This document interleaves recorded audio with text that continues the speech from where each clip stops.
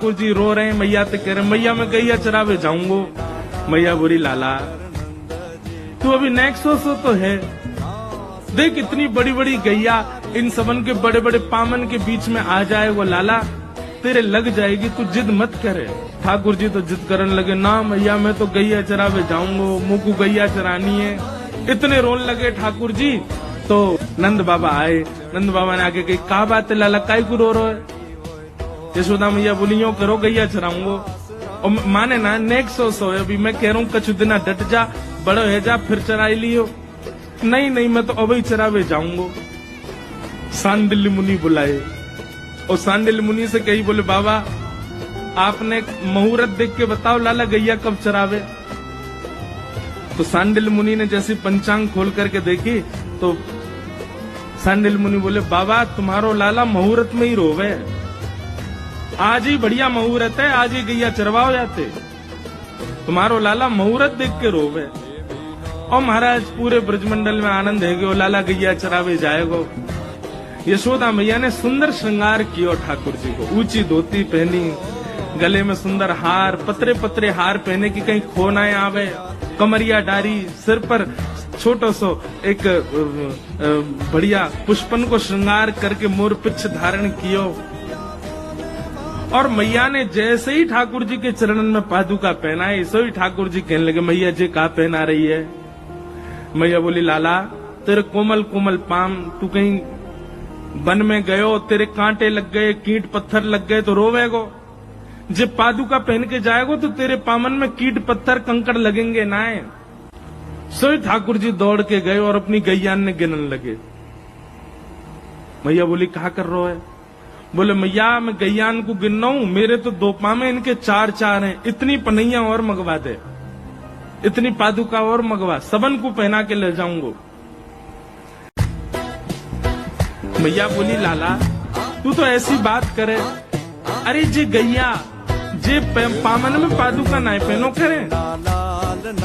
ठाकुर जी बोले क्यों ना पहने। मैया इनके कांटे ना लगे, इनके पत्थर ना लगे, इनको निष्ठुरता ना लगे। मैया बोली लाला देख तेरे तो कोमल पाम है और इनके तो खुर हैं, तो खुरन में कांटे पत्थर ना लगो करें। ठाकुर जी तो रोन लगे, पछाड़ खा के गिर गए। मैया बोली काय को रो रो लाला। बोले मैया मेरे पाम खुर क्यों ना बने, मेरे पाम पाम ही क्यों रह गए। जे गैयान के पाम खुर बन गए, मेरे खुर क्यों ना बने। जरूर तेने खाने पीने में कोई कमी छोड़ी होगी जब मैं तेरे पेट में रहे होंगे। यशोदा मैया बोली लाला तेरी बातन की तो कोई सल ना पड़े। अरे लाला जे खुर तो जानवरन के हो में, हम मानवन के ना हो में।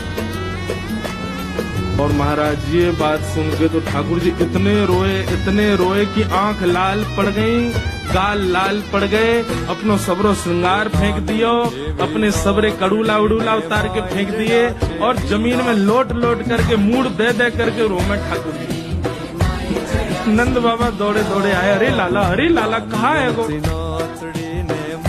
बड़ी देर में ठाकुर जी शांत भये। तू रो काई को रो है जे बता। ठाकुर जी बोले बाबा जी मैया सबरी गैयान को जानवर कह रही है। जिन गैयान ने मुंह को दूध पिवा के बड़ो कियो वो जानवर है, और यदि दूध पिवारे वाली गैया जानवर है तो मैया तू भी जानवर है, बाबा वो जानवर है, मैं हूँ जानवर, हम सबरे जानवर है। मैया ने दोनों कान पकड़े लाला से कही आज के बाद कभी गैया सुन जानवर नहीं कहूंगी। तब ठाकुर जी प्रसन्न भये, बोले हाँ मैया कभी जानवर मत कहियो, जे जानवर ना है जो तो मेरी मैया है। गैया से इतना प्रेम है ठाकुर जी को। ठाकुर जी दूसरे के घर में जाके चोरी करने लगे। ऐसा ऊधम ऐसा उत्पात पूरे गोकुल में महाराज नाक में दम है गयो। सब गोपी परेशान है गई, सास नजर डांट रही है, पति डांट रहे हैं, अरे कंस कौदना हमारे यहाँ सैनिक भेज के मरवा देगो, हमारे यहाँ से इतने दिन से मक्खन नहीं गया है। गोपियां सब चिंतित भी होती हैं लेकिन सबको अच्छा भी लगता है, कन्हैया आके चोरी करते हैं। तभी उन गोपियों में एक गोपी थी, उसका नाम था प्रभावती। प्रभावती गोपी एक दिन सब गोपियों से बैठ करके चर्चा, सब गोपियां कह रही थी मेरे घर की तो ऐसे कर गो, मेरे यहाँ तो ऐसी मटकी फोड़ गयो, मेरे यहाँ ऐसा माखन चुरा गयो। प्रभावती व्यंग में हंसने लगी, हंस करके बोली तक मेरे यहाँ दृष्टि भी नहीं डाली उस कन्हैया ने। अरे तेरो घर कैसे बच गयो? बोले अरे कन्हैया को अपने प्राण प्यारे होंगे तो मेरे घर के आसपास भी नहीं आवेगा, तो जाने ना है मेरा नाम प्रभावती है। अब ये बात गोपी कह रही थी सब सखियों से। इतने में ही वहीं एक बालक था, वो ठाकुर जी का मित्र था। वो ठाकुर जी के पास दौड़ो दौड़ो गए, वो लाला एक गोपी है प्रभावती वाने यूं कहिए लाला को अपने प्राण प्यारे होंगे तो आवेगो मेरे यहाँ चोरी कर, मेरे यहाँ आ ही ना सके, प्राण प्यारे यही हमारे ना आवे। ठाकुर जी बोले हमको चुनौती दे रही है? बोले हम बे लाला तू को चुनौती दे रही है। बोले अगलो धावो यही के घर मारना है। सबसे पहले तो ठाकुर जी ने प्रभावती के देवर को अपना सखा बनाया। देवर कितना बड़ा, वो भी छोटा सा ही था। ठाकुर जी ने उसको अपना सखा बनाया। सखा बना करके उसको बेला फुसला करके बढ़िया उसको बढ़िया मक्खन वक्खन खवा के अपने पक्ष में कर लिया। ठाकुर जी बोले ए सुन, तेरी भाभी प्रभावती एक दिन चुनौती दे रही कि कन्हैया मेरे यहाँ चोरी करके दिखाए।